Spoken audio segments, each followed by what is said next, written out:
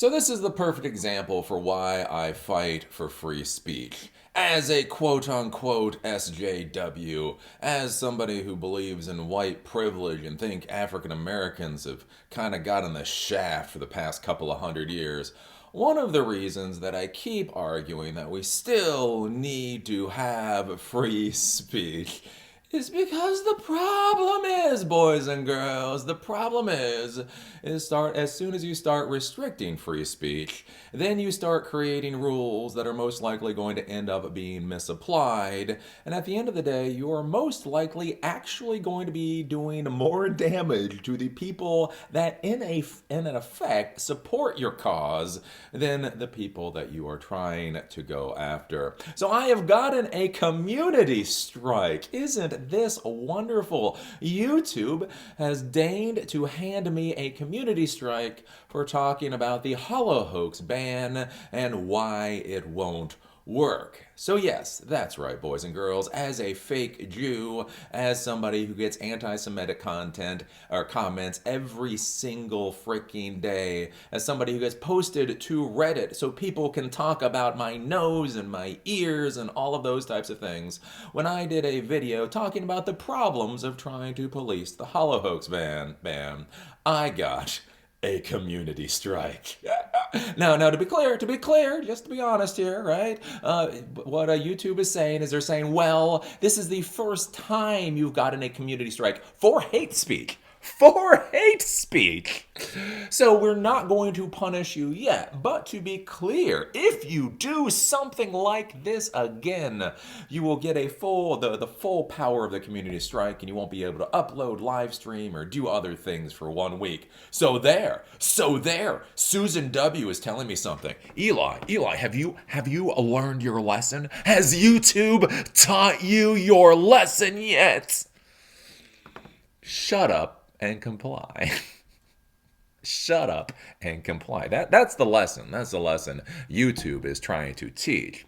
And I think this is the problem that we run into with this mess. And again, this is one of the things that I was trying to talk about with my video, talking about how the hollow hoax ban won't work. And when the hollow hoax thing came up, I thought it was very interesting because I was doing videos and I was talking about how they were banning Holocaust denial on like Facebook. I think it was Facebook I did the video of.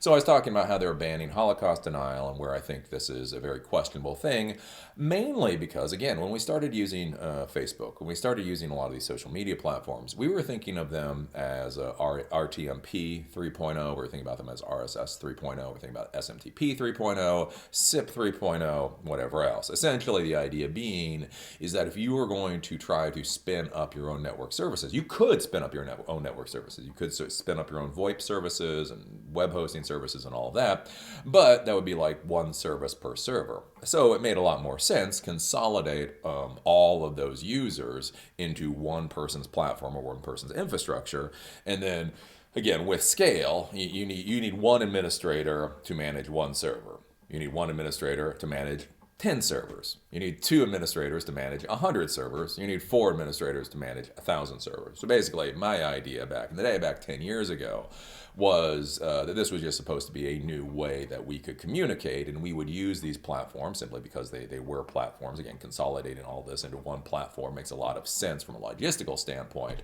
And then the idea being is that they would plug ads beside whatever the hell it was you were doing, and it wasn't too bad, right? They give us a service platform, they give us something that's functional, we use that thing that's functional and actually make that thing valuable. Remember, Facebook, Twitter, YouTube are worthless without user-generated content. Think about Facebook. All the servers in the world, all the technology in the world, all the VR goggles in the world, right? If there's no content for it, it is literally worthless, right? So they would create the platform. That was their part of the value. We would create the content. That is our part of the value.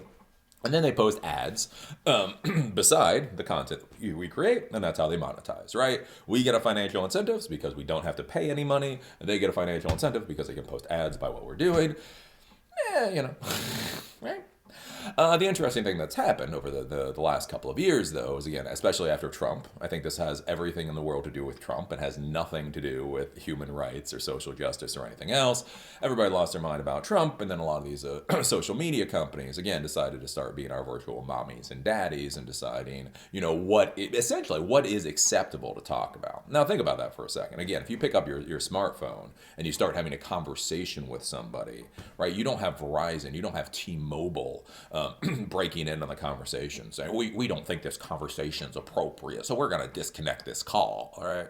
People would lose their damn minds if that happened. Again, if you send mail on the Postal Service, right? The Postal Service, under very limited circumstances, can actually open mail. And the reason being is there was thought process behind that, where you basically, when the government instituted a lot of these policies, the concept is in a free country, the population needs to be able to communicate freely, whether they communicate freely about things that will end world hunger, or they commit freely about flat frickin' earth theory. It's not really the government nor anybody else's an authority's position to say what should or should not be communicated. The important thing is that in a free country, people are able to communicate. And so I was talking about this in the video, talking about the Holocaust denial being ripped off of Facebook. And one of the interesting things that I saw is because, I search myself every once in a while just to see what people are saying about me. And one of the things that popped up is, in one of these, I don't want to call them alt-right sites. Seems like an insult to the alt-right. Like, think about the alt-right. Let's go about a mile that way, right? One of these sites with truly white supremacists and all that kind of stuff, they were talking about how even I, as a Jew, understand the problems with hollow hoax denial. And I kind of thought that was an interesting thing. I was like, oh, that's an interesting thing. Again, you look at the business world, you look at the technology world, you look at the logistic world, right? If you start trying to ban speech, remember, the technology that you're using has very specific limitations. And again, I don't care what these platforms say about their AI and the machine learning. At the end of the day, most of it's freaking keyword flagging. They're all like, we have the most advanced AI in the world. And if you honestly look and how their systems operate, at least from the outside, it seems like keyword matching. It seems like the recommendation engine is all about keyword matching. It seems like the banhammer engine is all about keyword matching, right? It's all about, if you say specific words, you will either get recommended or you'll get banned or you'll be somewhere in the middle. And that's what it's about. Again, so that's one of the things I talk about with like a lot of the commentators. You'll notice the commentator channels, one of the reasons that they've been so successful in this iteration of YouTube is they all talk about the same stuff, right? If Midnight's Edge talks about the Mandalorian, and then Critical Drinker talks about the Mandalorian, and then Nerdrotic talks about the Mandalorian, if they're all talking about the same thing, so one person goes to a Nerdrotic video, and that has that has a keyword in the title, and then if they watch enough of it, another thing with that thing and that keyword in the title will get recommended to them, will get recommended to them, will get recommended to them, get recommended to them, right? At the end of the day, I have no idea what they're doing with their AI. Apparently, they have the most advanced AI in the world. I don't know what the AI is doing. Maybe it's off playing chess. Oh yeah, we have the most advanced AI in the world. It's off playing chess. Our moderation system is used by a keyword bot, essentially. But one of the things, I did this video, and the reason I was talking about the hollow hoax in the video is, again, it's very interesting. When you have a community with the exact same types of beliefs, one of the curious parts about that community is the language that they create. This is actually basic marketing 101, is that if you can create a language, then the people that understand the words that you say feel more included, right? If they understand the inside jokes, if they understand the words, it actually creates a bonding to the brand, right? When I talk about the thing of the name, so if you're a random ass person and you come to this video and I talk about the thing of the name, you have no idea what I'm talking about, right? But if you're a longtime viewer, and if you're a really longtime viewer that's watching me over multiple different platforms or whatever, you really understand what that means. And you're like, oh, yeah, the thing of the name, the thing of the name. I know what Eli's talking about, yeah. Right, again, we talk about this whole social justice movement right now, and I talk about the door, right? The whole metaphor of the door. You can have a door that anybody can walk in, But if you only advertise it to specific people, you only get a specific demographic to actually walk through the door, right? So when I talk about the door, right?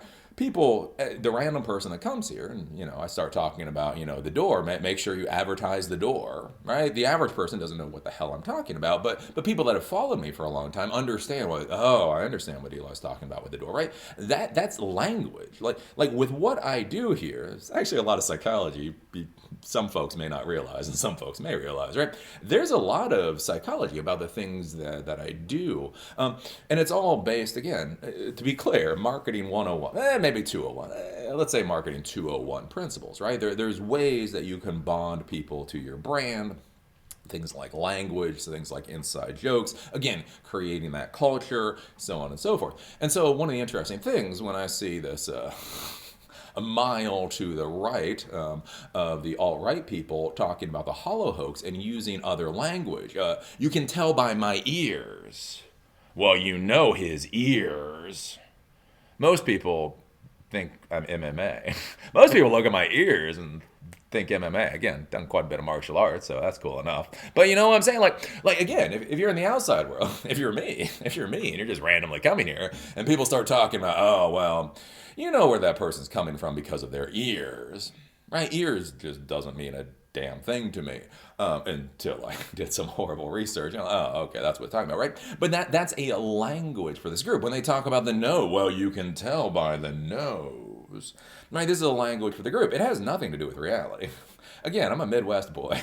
Let me be 100% clear. I am a true, certified, free-range, organic, fake Jew. I am not Jewish. And when I say I'm not Jewish, I mean, I'm just not. I'm just not. My father grew up in the Midwest. He had a name that was incredibly common during the 1950s. And so when he decided to have a kid, he wanted to make sure his kid's name was so unique 10 other, boys in the class didn't have the exact same name. That was literally the logic. That was the logic behind my name. I am a Midwestern offshoot. No beauty. I don't think most of my family have ever seen a Jewish person. The closest thing most of my family has been to a Jewish person is a bagel. And that probably came out of like one of those frozen bags at the grocery store, right? So I'm just completely just not Jewish. So if you say, well, no, it's not a Jewish nose, it's not Jewish ears, it's not Jewish anything else, because I'm just not Jewish, right? But by them creating this kind of language, right, it allows them to know who's in on the joke, who understands what they're talking about. Again, who's an insider, who's an outsider. If you talk about the ears and you go, oh, well, I'm not really sure about the ears, but the nose is what really tips the person off, right? That's how you can create a bonding process. Again, it's actually an authentication protocol. When you really think about it, it's a communication authentication protocol. So if you have two people looking at the exact same thing, one person goes, I don't know, like what kind of person do you think this guy is? And then the other person goes, well, I don't know. I've been looking at those ears. And I have to say, when I look at those ears just, I don't know, there's something about the ears, right? And again, it's an authentication protocol. So the first person is saying, hey, what do you think about this person? And then the second person makes a comment about the ears, right? So it's like, and then that's part of the trust relationship. Oh, this guy knows to talk about the ears. And then the next one goes back and says, oh, are you really sure about the ears? Again, when I look at them, it's more the nose that really sets it off for me. And then the next person is part of that authentication protocol is like, oh, the nose. Motherfucker, whenever you see somebody with a nose like that, it's all going to go to hell. Right?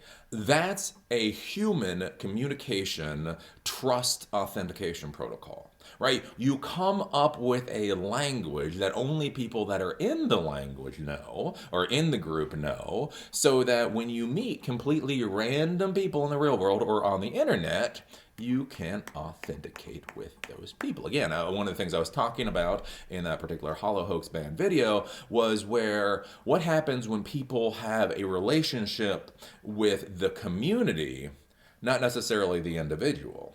Right? Think about this with Christianity or Jewish folks. or Muslims or anybody else, right? You know, when a Christian person walks into a new community, they can just go to basically any church as long as it's not too far to one side or the other with what they believe, and they can go in and they can be considered, you know, a brother or sister, right? They have a relationship with God, let's say. Let's say they have a relationship with God, right? And again, they understand the hymns and they understand the eating flesh. I'm not sure why eating somebody's flesh is considered a good thing. Eating flesh and drinking blood. That seems like the start of a horror movie to me. Right? But I'm not part of that community. I'm not part of that community. That shit horrifies me, right? But those people, right, they understand the language. You understand the communication.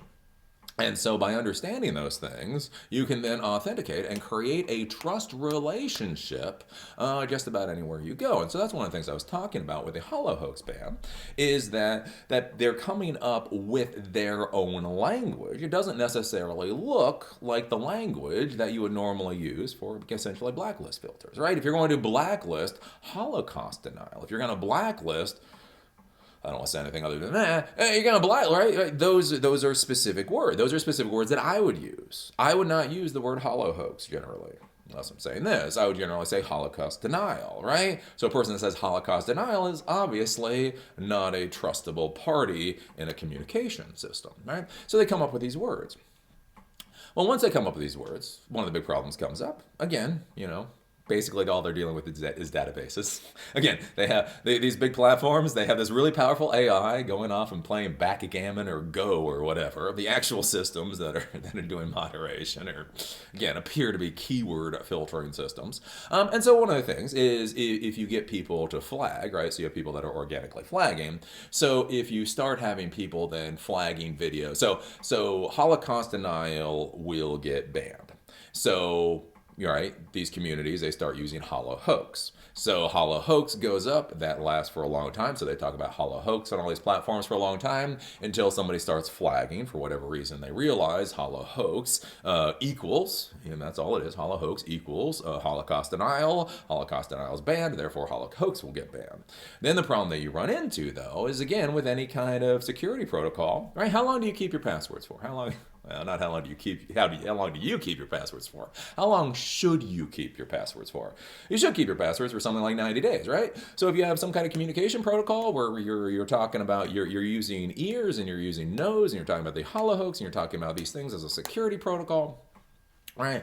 Every 90 days or so, you should flush the system. You should come up with new words. And again, we have this organic system out there with people on Reddit and 4chan and all kinds of other things. And basically, once certain words start getting flagged, then they just organically start using other words. And since it's a community where they all have the same like mind, essentially, this is really cool when you think about it from a technical standpoint. What's going to happen is when hollow hoax starts getting banned by these platforms, what's going to happen is a number of kind of like the thought leadership of these communities, again, the people that are most out there, that are most communicative, that kind of thing. When hollow hoax gets banned, you're going to have 5 or 10 or a certain number of these people essentially toss new words into the air. Okay, if we can't use Holocaust denial anymore, and we can't use hollow hoax denial anymore, then Bob is going to throw into the air, I don't know, balloon parade. And then Sue is going to throw into the air, I don't know, Zionism's wrong, whatever. Right? They're going to throw all of these words into the air. And then the community on a consensus model, think about this, how this really works, on a consensus model will then decide which of these code words is the most appropriate and most interesting for this period of time. And so 1 or 2 of these code words will start being used, the other 8, 9, 10, 100 will get flushed from the system. And then we go along for another month or so, other things get flagged, whatever else. The thought leaders of that time, because it's a distributed system, the thought leaders that you had yesterday are not necessarily the thought leaders that you'll have today. So in this distributed system, another 10 thought leaders will throw a whole bunch of words up into the air. Again, on a consensus model, the community will decide which code words they appreciate the most. They will start using those code words, so on and so forth. And so it actually becomes a very interesting thing, of a real, true, honest to golly question of how do you fight, if you're going to fight, this kind of quote unquote hate speech, this kind of, again, anti Semitism, any of the other anti stuff, how do you actually fight that in a relatively open platform? Right? Because normally in the normal human world, right? In the normal human world, you are you. You are your body.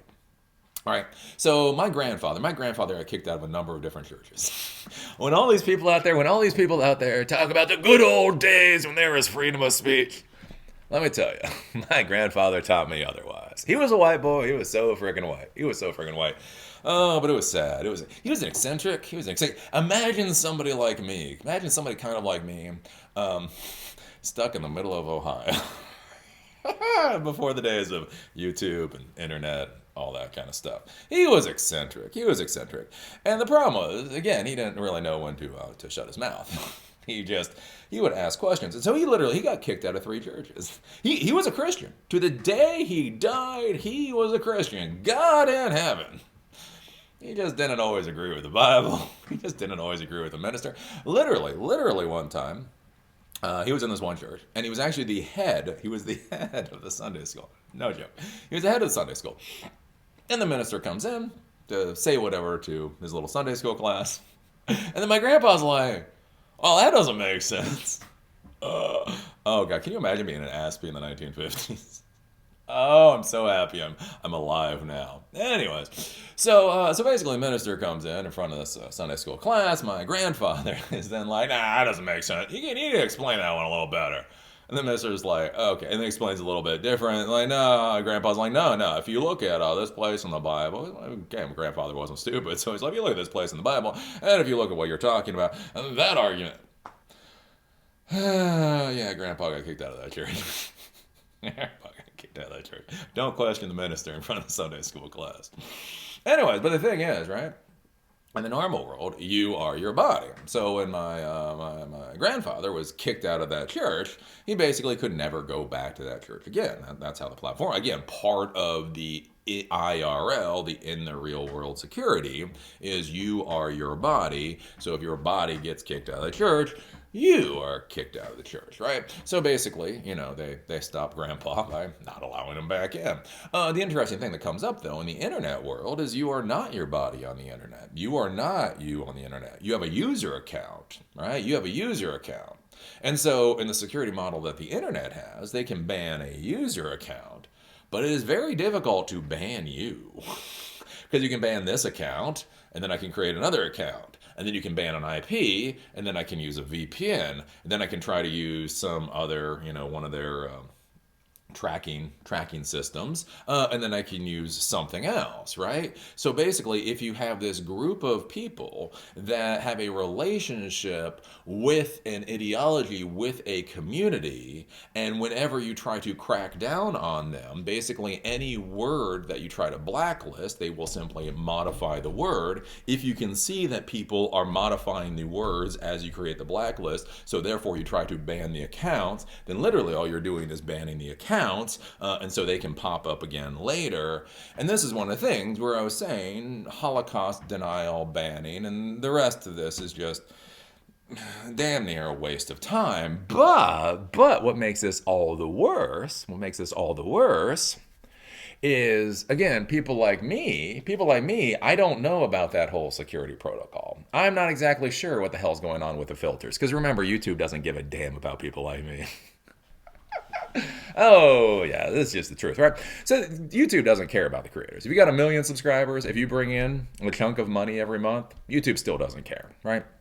So I don't know what the blacklists are. I don't know what YouTube is flagging for. I don't know any of these things. So my whole purpose with these videos is to explain to you in the real world how business and technology processes actually work, right? Outside of the server room, outside of the protocols, outside all the crap that your professor explained to you. I'm trying to show you how these things function in the real world so that you have a better idea of where you're going to put your resources.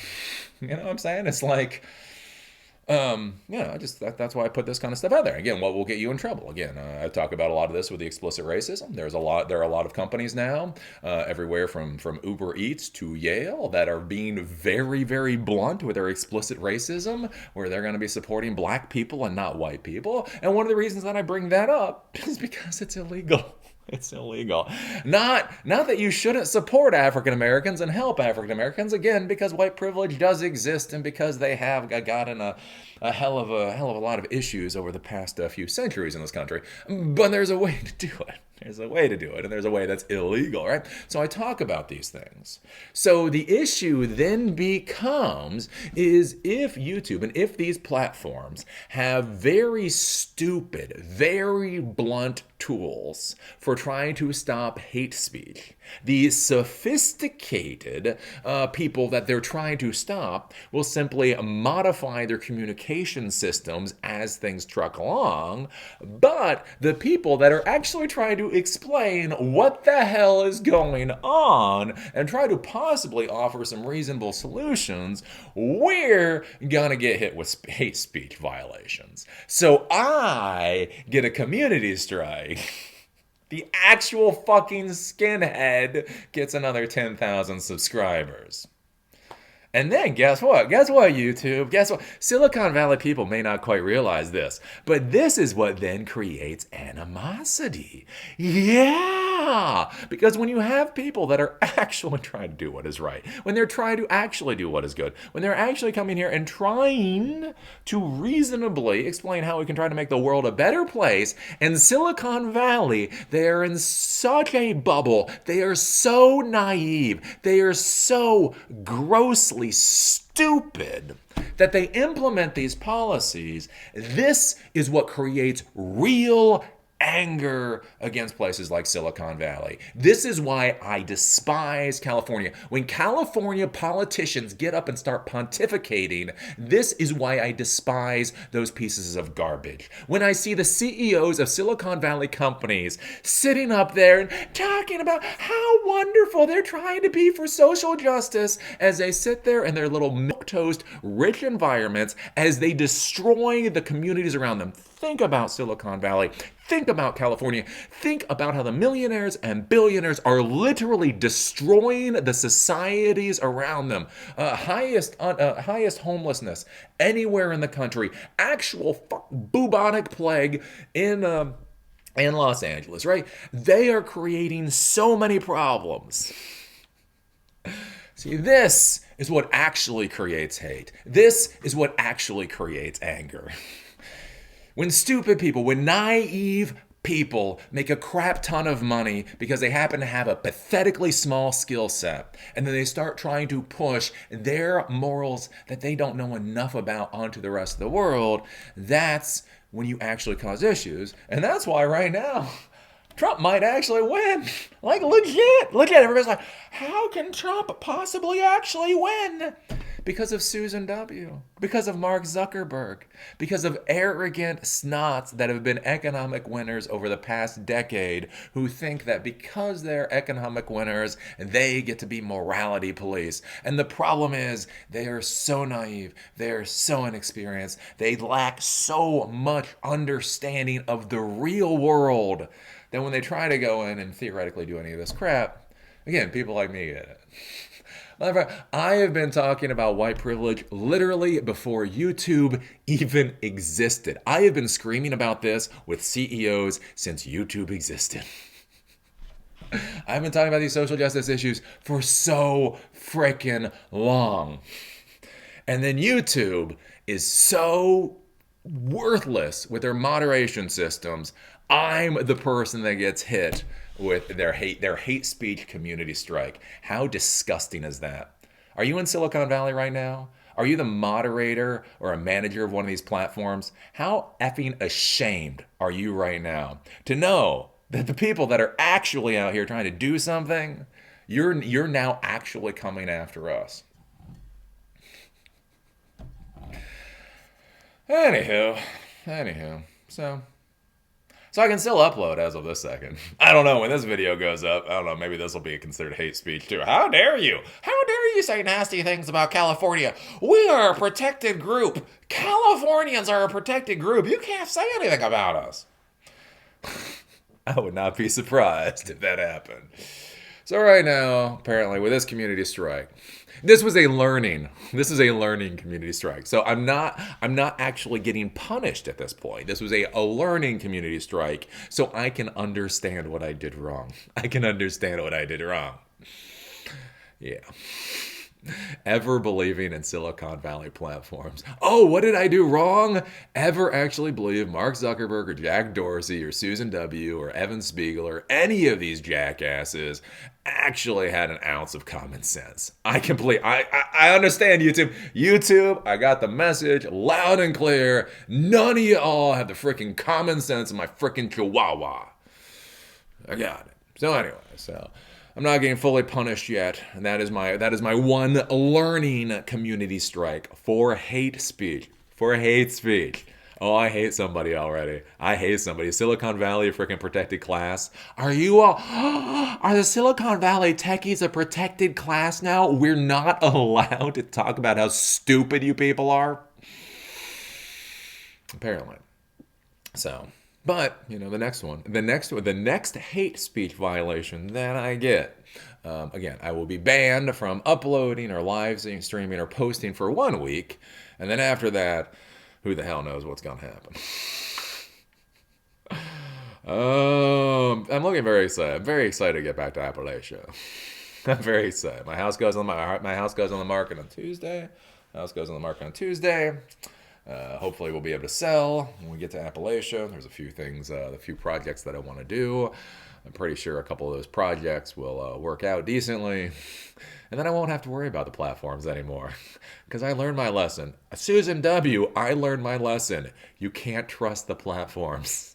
You can't trust the platforms ever. I get that now. So, anyways, what do you think about all this? What do you think about me getting hit for hate speech? What do you think about me getting hit for hate? The worst part, too, is I'm getting hit for hate speech for, anti-Semitism. But they don't. Again, I get so much anti-Semitic hate. I get so much anti-Semitic hate every single day on YouTube. YouTube doesn't care. And I want you to be clear with this. YouTube, in my opinion, in my humble opinion, does not give a damn about anti-Semitism. They don't give a damn about social justice or any of this. It's just a way for them to pretend like they care. How is it I get so much anti-Semitic hate in my comment streams? YouTube can't do anything about it. YouTube, oh wow, what are we gonna do about it? It's not like we're a technology company, Eli. I mean, if there were powerful AIs, someday we'll have powerful AIs, right? Can't do anything about that. I do one video talking about how this whole hollow hoax thing and the words and all that work, and I get hit. I get hit for hate speech. Oh well. Put your thoughts down in the comment section down below. What do you think about all this? As always, if you like my shows and you want them in audio-only format, you get them on iTunes, Podbean, and Spotify. If YouTube shuts me down, which may be a possibility, because I guess Silicon Valley is now a protected class, as far as I can tell. So if I get shut down for hate speech about Silicon Valley at some point, you could go over to one of those platforms too. So make sure you go to one of those platforms. If you could leave us a review on iTunes, that would be good. And yeah. I got a hate speech violation. Fine, YouTube. Anyways, I will see you folks at the next video. I've got to go to the doctor. I've got to go to a doctor and get a finger up the ass.